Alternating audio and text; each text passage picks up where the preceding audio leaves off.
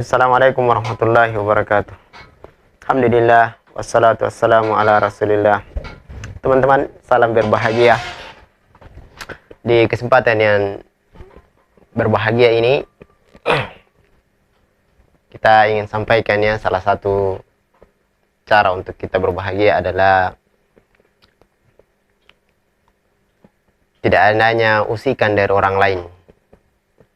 Biasanya teman-teman, dan kita pernah ya lihat di berita, di media sosial, ada orang yang sampai membunuh orang lain hanya gara-gara atau disebabkan karena selalu ditanya kapan menikah. Maka teman-teman, dari situ pelajaran penting untuk kita adalah salah satu dari hal yang orang tidak suka dari kita atau kita tidak suka dari orang lain adalah pertanyaan tersebut. Pertanyaan-pertanyaan yang belum kita lakukan, yang tidak mampu kita kerjakan, disebabkan karena alasan-alasan tertentu. Salah satunya adalah, kapan kamu menikah? Kenapa kamu tidak menikah? Ada orang yang tidak punya anak, kenapa kamu belum punya anak? Ada orang yang punya pertanyaan-pertanyaan, kenapa yang belum punya pekerjaan, kenapa kamu tidak bekerja? Kenapa kamu tidak punya pekerjaan? Kapan sih kamu bisa bekerja? Dan seterusnya dari pertanyaan-pertanyaan ini sebenarnya dia menyakitkan untuk orang lain.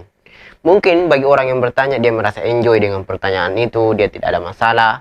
Tapi bagi orang lain itu pertanyaan sangat tidak mengenakan, sangat tidak bagus, bisa menyiksa batinnya, bisa membuat dirinya tidak bahagia. Maka sebab itu teman-teman, jadikan diri kita sebagai contoh, porsi di dalam kehidupan.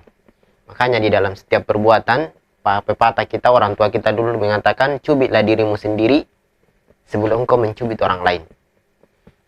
Ya, ungkapkan kalimat itu kepada diri kita sebelum kita ungkapkan kepada orang lain. Kalau kepada diri kita berada di posisi itu dan kita tidak sakit hati dengan pertanyaan-pertanyaan tersebut, maka silahkan Anda ungkapkan untuk orang lain. Beda ya kalau misalnya dalam bentuk doa, semoga Allah memudahkan jodohmu misalnya. Semoga Allah memberikan kemudahan kepadamu untuk punya anak. Semoga Allah memberkahi keluargamu sehingga punya keturunan. Itu lain.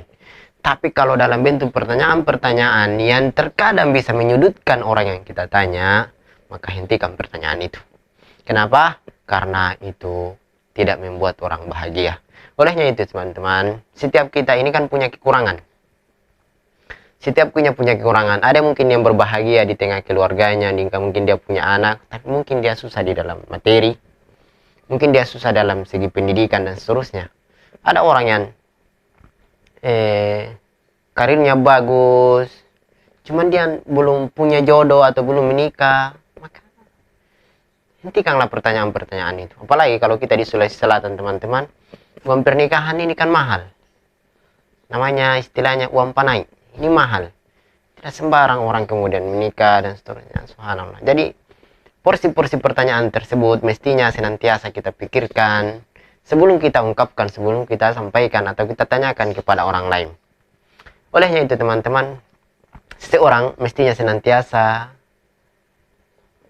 memikirkan apapun yang hendak dia ucapkan. Itulah pentingnya kita sebagai makhluk yang berpikir, kita pikirkan sebelum kita ucapkan dan kita sampaikan kepada orang lain.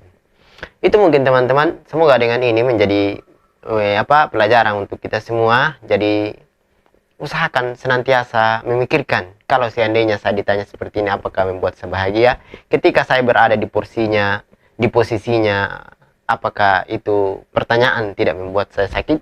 Maka kalau keadaannya seperti itu, tidak seperti itu, maka silahkan Anda tanyakan di berita teman-teman. Itu yang sampai dia membunuh temannya hanya karena pertanyaan itu, sering ditanya kapan menikah, akhirnya dia bunuh yang bertanya tersebut. Maka memang tidak enak ya kalau selalu sering ditanya kapan sih kamu menikah, apalagi kalau kayak mengejek, kamu kok tidak menikah. Subhanallah ya, ini pertanyaan yang sangat tidak mengenakan.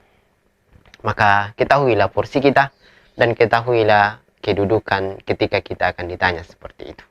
Itu mungkin teman-teman, semoga kita semua dalam keadaan sehat, dalam keadaan berbahagia, senang, dan kita senantiasa mengetahui porsi diri kita.